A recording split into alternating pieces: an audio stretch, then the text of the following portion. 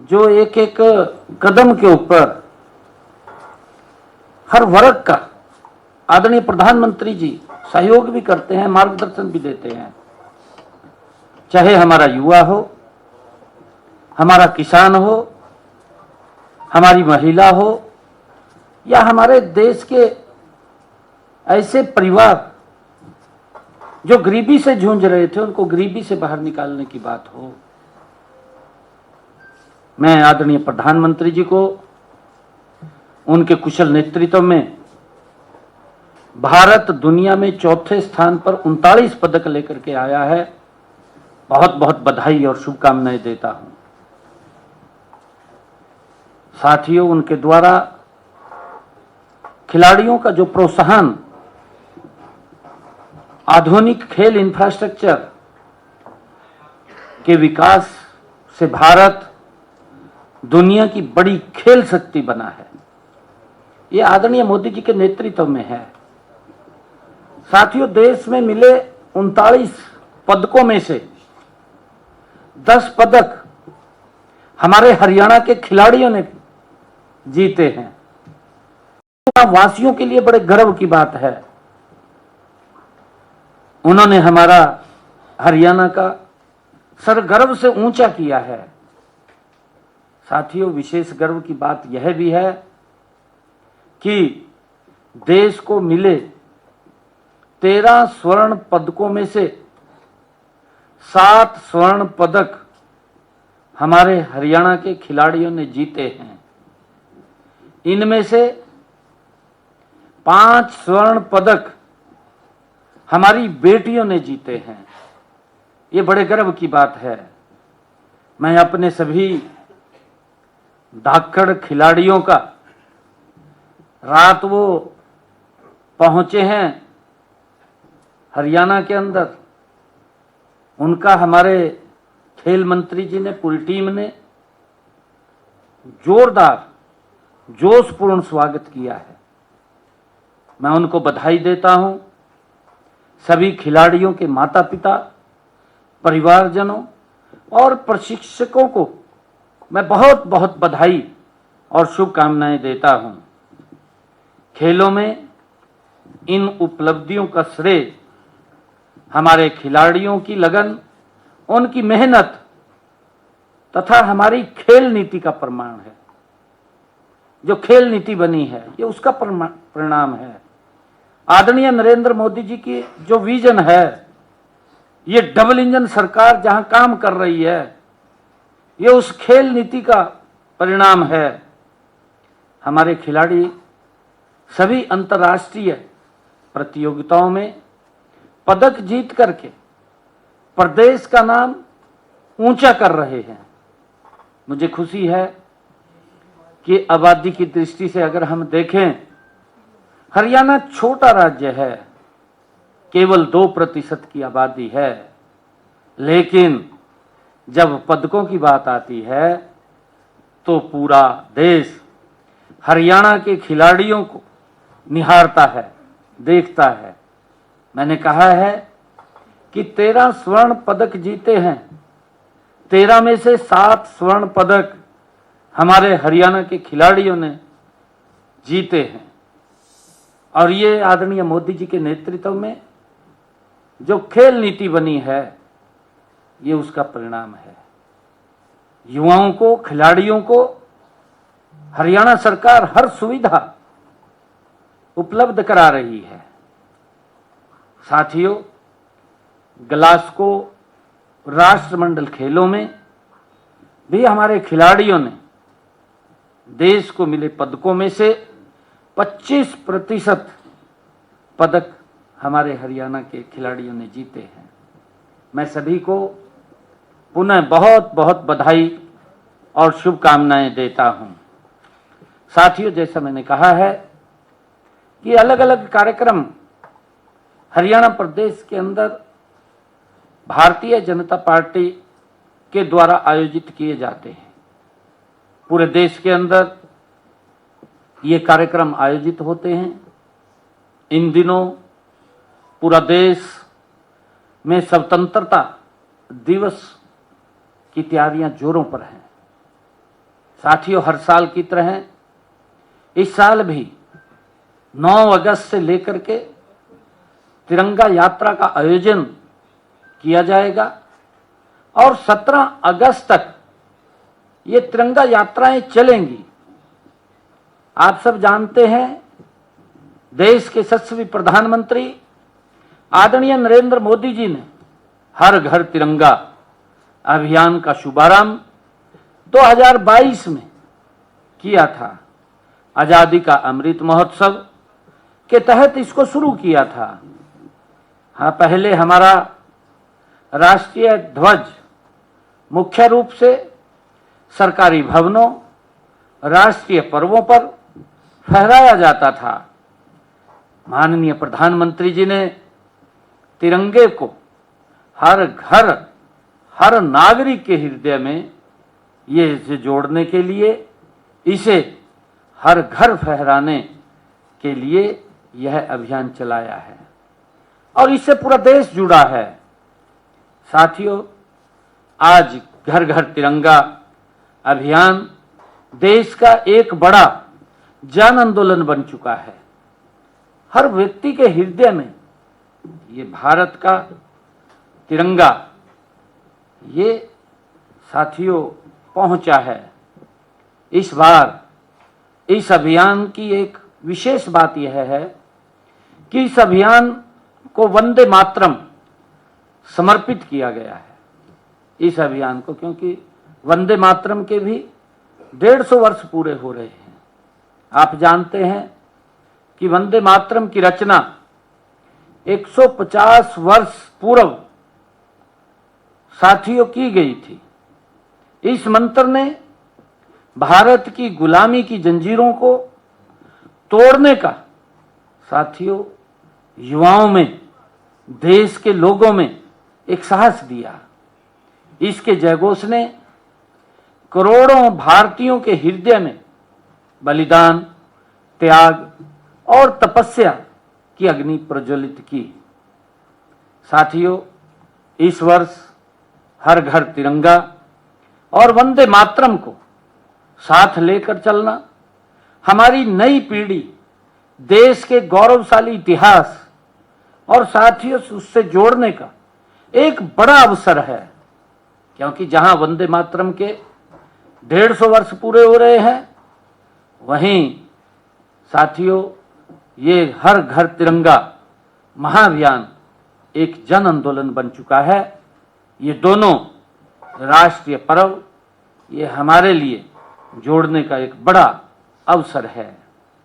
हमने निर्णय लिया है साथियों कि इस अभियान को हरियाणा के गांव-गांव, शहर-शहर, वार्ड-वार्ड और घर-घर तक पहुंचाया जाएगा। इसमें सभी सरकारी विभाग, स्कूल, कॉलेजेस, विश्वविद्यालयों, सामाजिक संस्थाओं, उद्योगों, युवा क्लबों, खेल संगठनों, स्वयंसेवी संस्थाओं और नागरिक समूहों की भागीदारी होगी। साथियों, मैं आपके माध्यम से प्रदेशवासियों से भी मैं ये कहना चाहता हूं कि यह सरकारी कार्यक्रम नहीं है, बल्कि जन भागीदारी का ये राष्ट्र उत्सव है, राष्ट्रीय उत्सव है। किसान अपने घर और खेत पर तिरंगा फहराएं, दुकानदार अपने प्रतिष्ठान पर तिरंगा फहराएं, विद्यार्थी अपने स्कूल और कॉलेज में तिरंगे के साथ राष्ट्र सेवा का संकल्प लें और साथियों कर्मचारी अपने कार्यालयों में, खिलाड़ी अपने खेल मैदान में और परिवार अपने घर पर तिरंगा फहराकर इस अभियान से जुड़े। इस अभियान में युवाओं और विद्यार्थियों की भूमिका साथियों सबसे महत्वपूर्ण रहेगी। साथियों, स्कूलों और कॉलेजों में तिरंगे और वंदे मातरम के इतिहास से जुड़ी प्रदर्शनियां भी लगाई जाएंगी।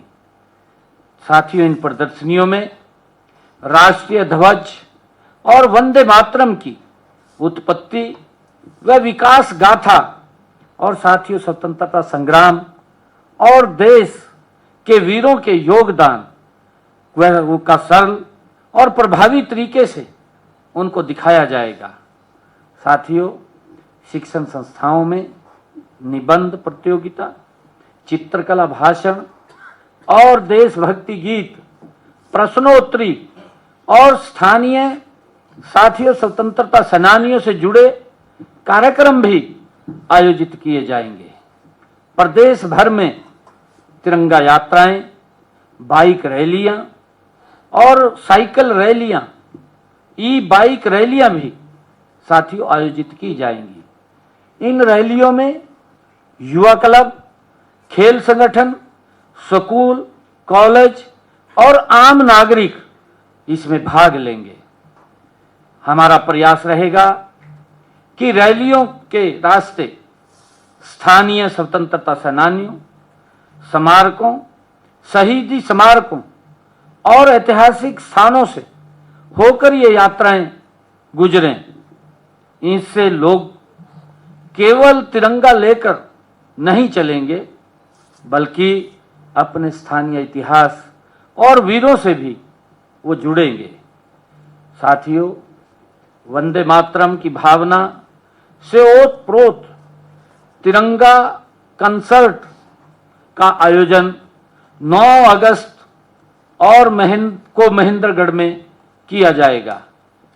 साथियों, इसमें देशभक्ति गीत प्रस्तुत किए जाएंगे और वंदे मातरम का सामूहिक गान भी होगा।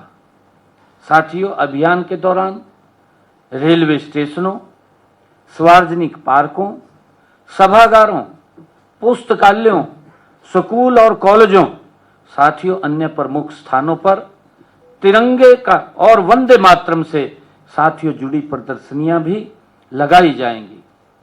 साथियों, विद्यार्थियों एवं प्रदर्शनियों में आने वाले लोगों को तिरंगा के इतिहास, उसके महत्व और स्वतंत्रता सेनानियों के योगदान के बारे में साथियों बताया जाएगा। साथियों, इस बार डिजिटल माध्यम से भी बड़ी संख्या में लोगों को जोड़ा जाएगा। सेल्फी विद तिरंगा साथियों अभियान की प्रमुख डिजिटल गतिविधि है। नागरिक हर घर तिरंगा पोर्टल पर अपनी सेल्फी अपलोड कर सकेंगे। मैं हरियाणा की जनता से अपील भी करता हूं कि वह बढ़ चढ़कर अपनी सेल्फी पोर्टल पर अपलोड कर अपने देश प्रेम का साथियों इजहार करें।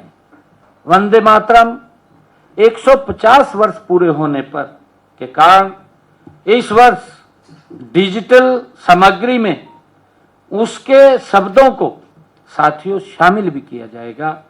हमारी माताओं, बहनों, स्वयं सहायता समूहों को भी इस अभियान में बड़ी भूमिका होगी।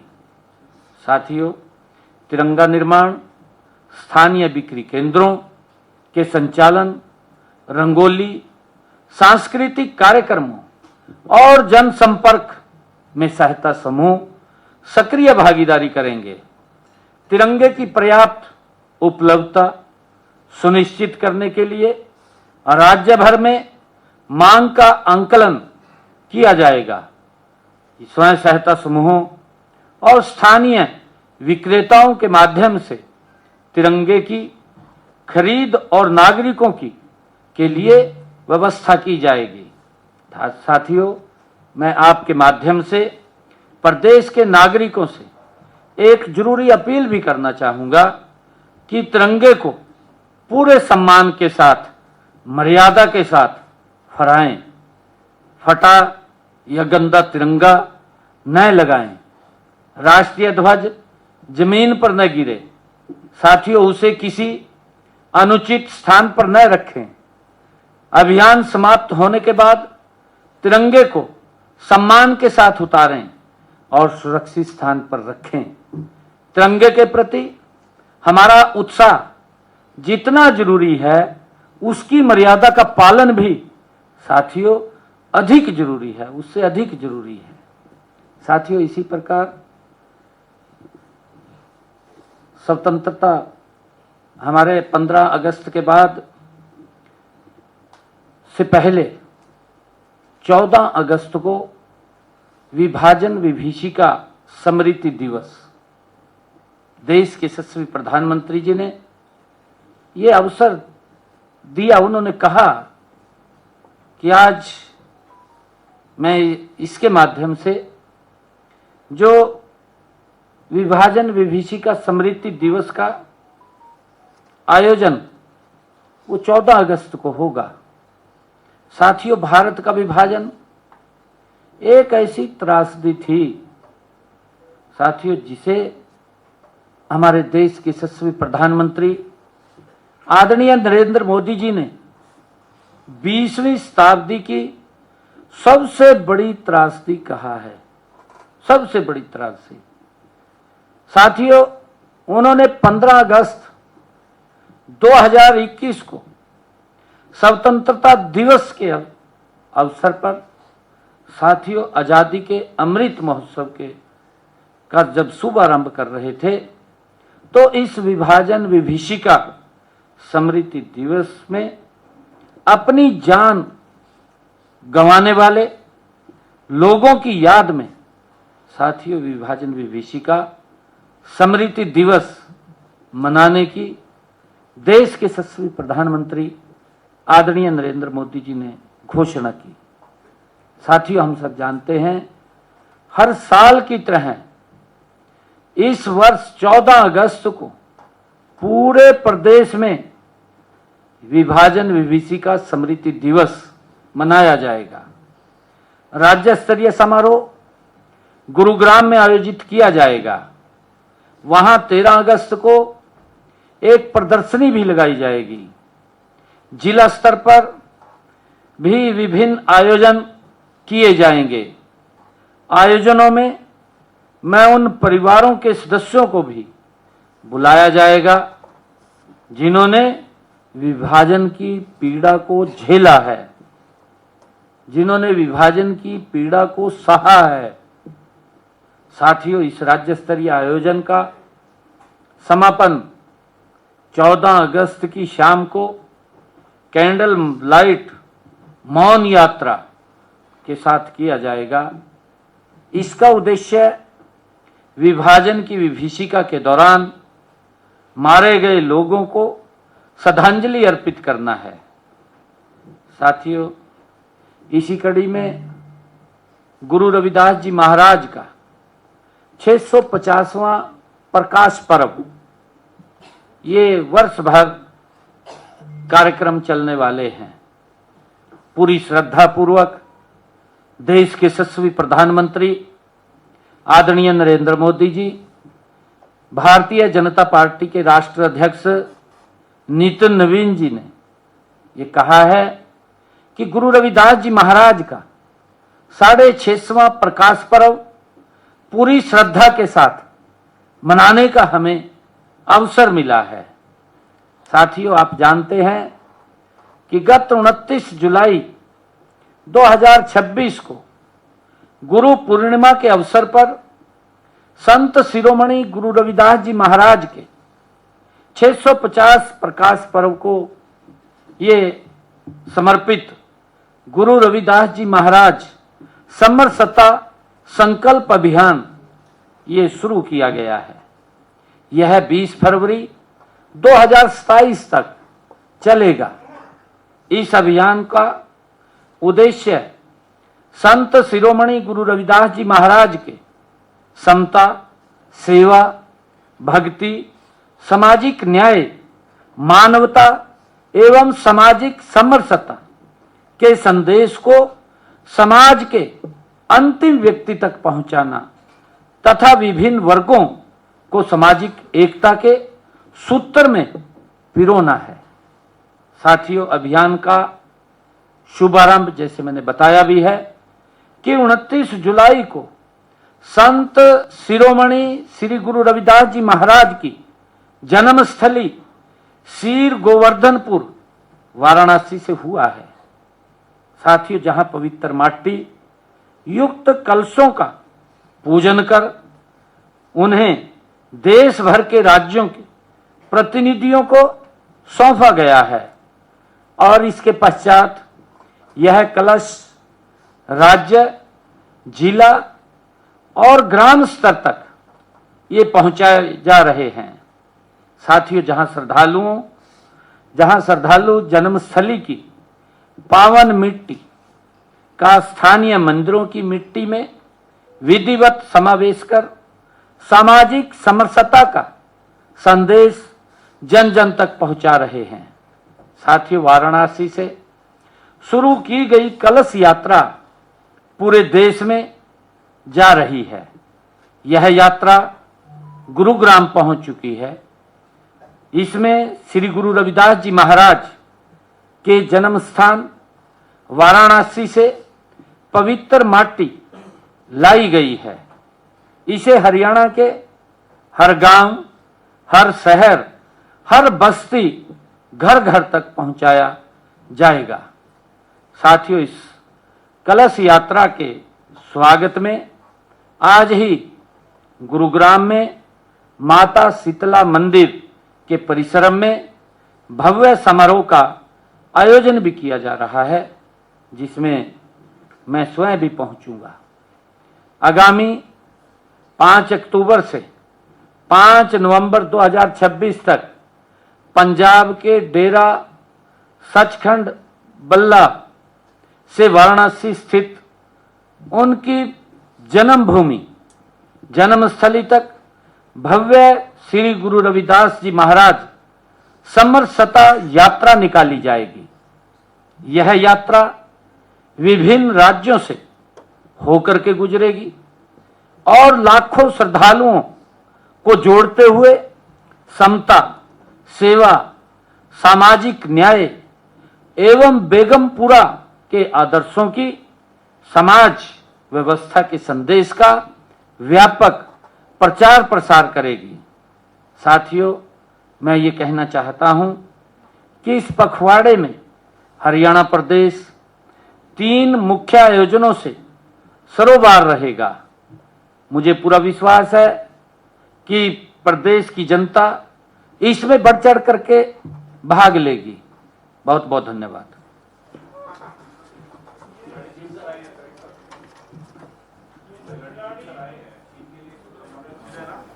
हाँ, करेंगे ना, बिल्कुल करेंगे। गौरव की बात है, गर्व की बात है, करेंगे बिल्कुल।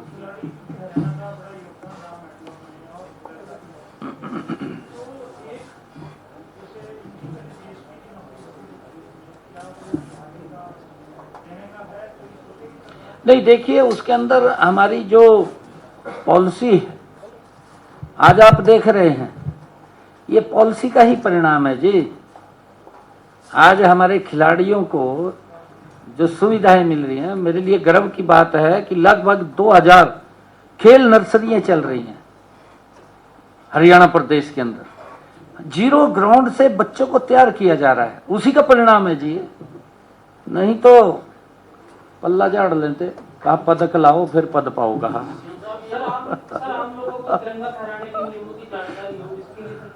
है जी,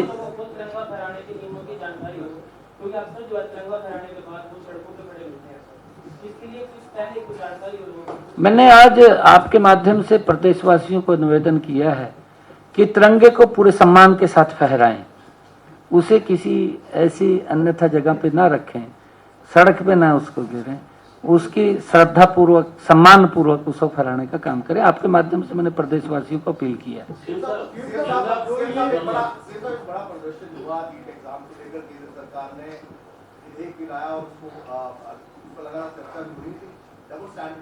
झारखंड में भी एक पेपर लीक हुआ है, लेकिन जो उस मंच पर थे पॉलिटिकल लीडर्स थे या फिर एक्टिविस्ट थे, वो वहां दिखाई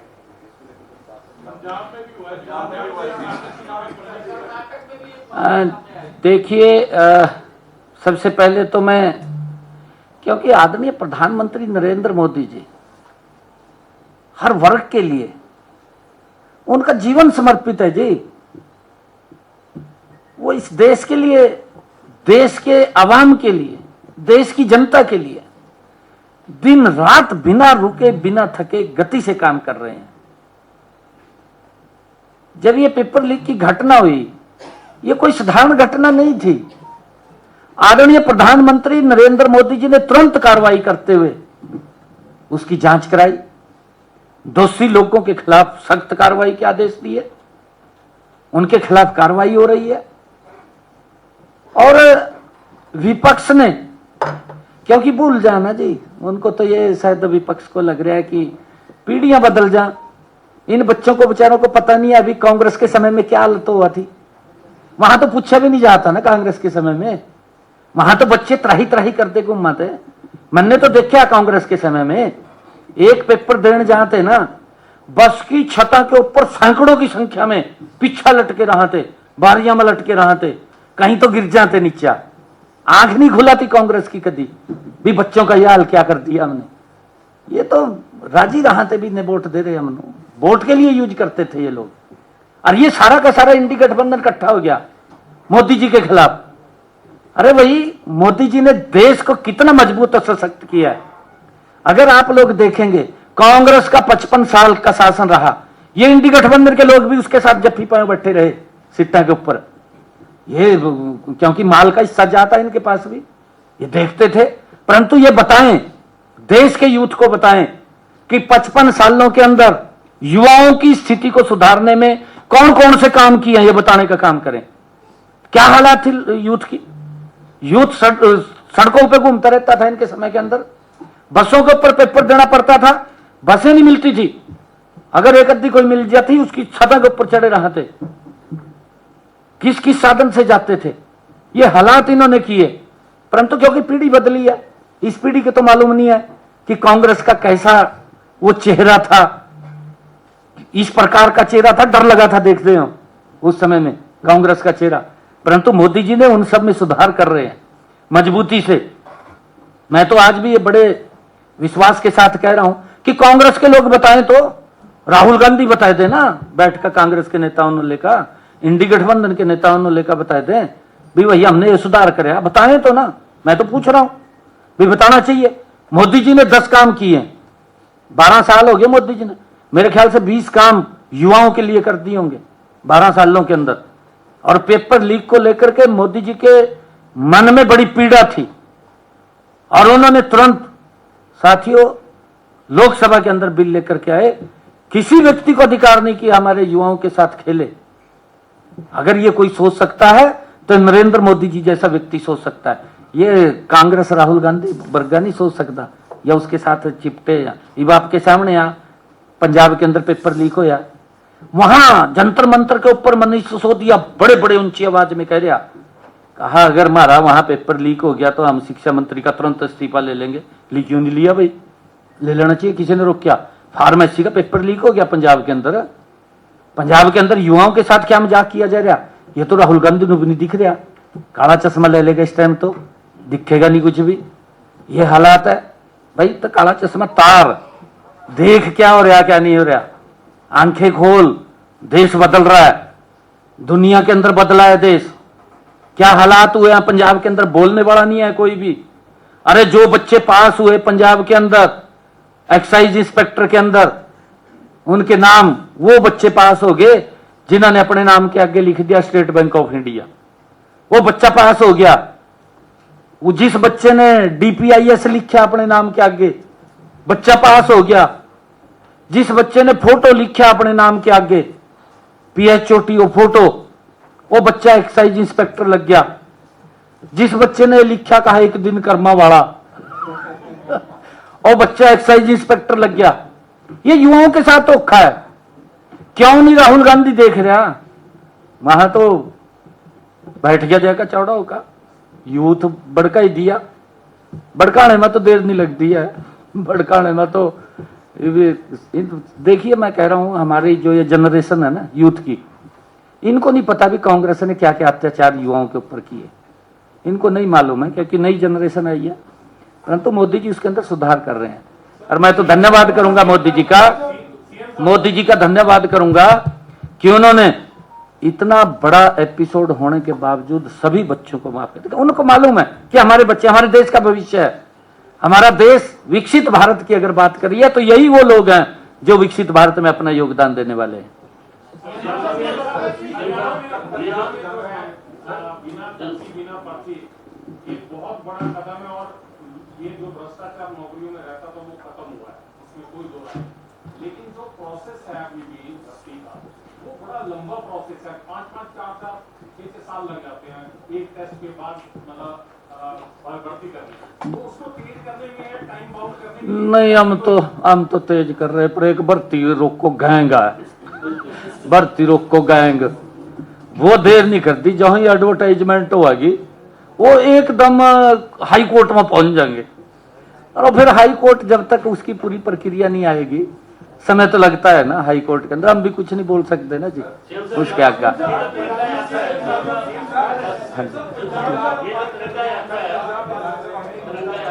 एक एक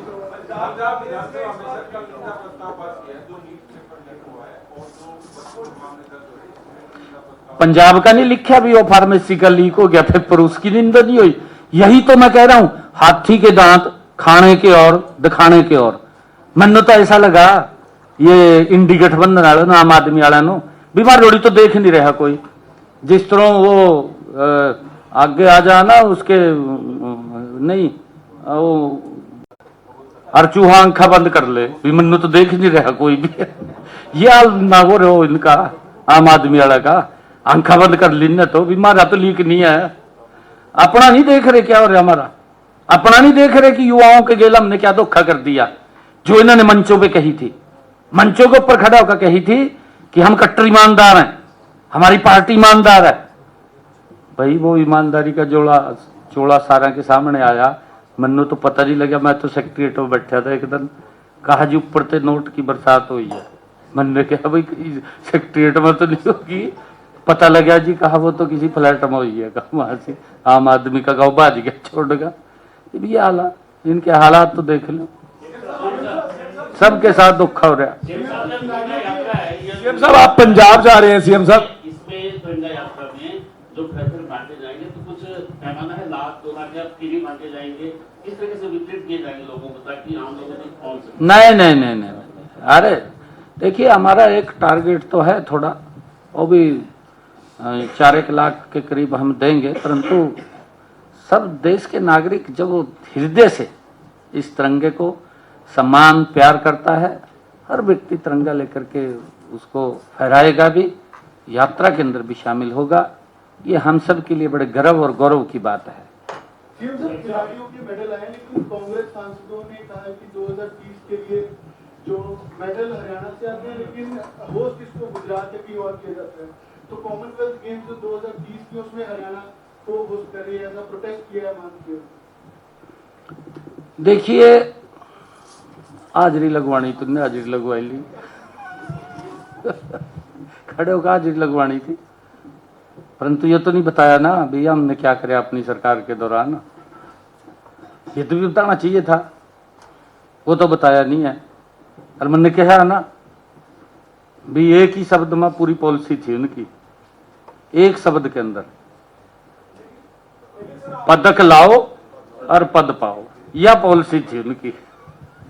लेकिन दो शब्द की पॉलिसी थी। लेकिन सर ये भूपेंद्र सिंह हुड्डा सवाल सर सीएम साहब है जी सीएम नहीं अच्छा है, हम भी करते हैं ना पहले भी, ऐसा नहीं है कोई विषय। सीएम साहब ये तो देश के लिए गर्व की बात है कि कॉमनवेल्थ गेम हमारे देश के अंदर है, हमारे पूरे देश के लिए गर्व की बात है, हमारे पूरे देश के युवाओं के लिए, खिलाड़ियों के लिए गर्व की बात है कि देश होस्ट कर रहा है। सीएम साहब आप खेल नीति की सर इधर सर खेल नीति की बात हो रही है सर, लेकिन भूपेंद्र सिंह हुड्डा कह रहे हैं सर कि हरियाणा में पहले जो नीति थी हमारी वो बेहतर नीति थी, उसमें खिलाड़ियों को हम डीएसपी भर्ती करते थे। अब जो है वो नीति में बदलने के बाद खिलाड़ियों में वो उतना उत्साह नहीं है जब पहले डीएसपी लगते थे। वो भाई अगर उनकी नीति बढ़िया थी फिर पदक क्यों नहीं आए? पदक आने चाहिए थे ना, पदक तो आए नहीं। खेल नीति तो बहुत बढ़िया थी, मैंने कहा 2 शब्द की थी, पदक लाओ और पद पाओ यह नीति थी, और तो थी नहीं कुछ भी, 2 शब्द की नीति थी।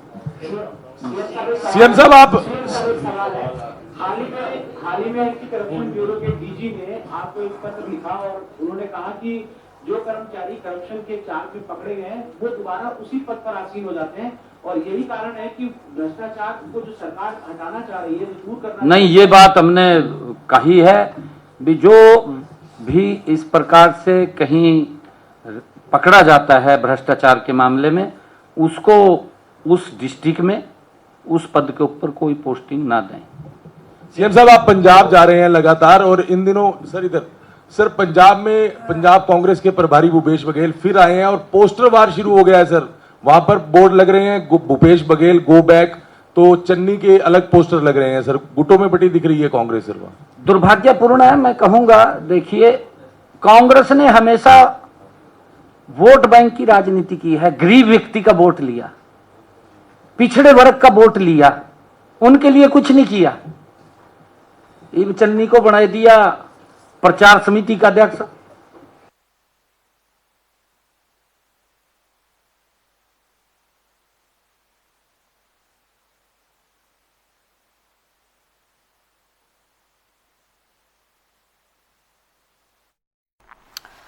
तो प्रदेश भर में तिरंगा रैली आयोजित हुई। सीएम सैनी ने कहा है सभी लोग घर से निकले किसान अपने घर और खेत में तिरंगा लहराएं। तिरंगे के साथ सेल्फी पोर्टल पर अपलोड करें। 9 अगस्त से तिरंगा यात्रा शुरू होगी।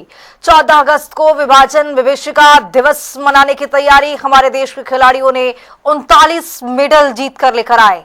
हरियाणा के खिलाड़ियों ने 7 गोल्ड मेडल जीते हैं।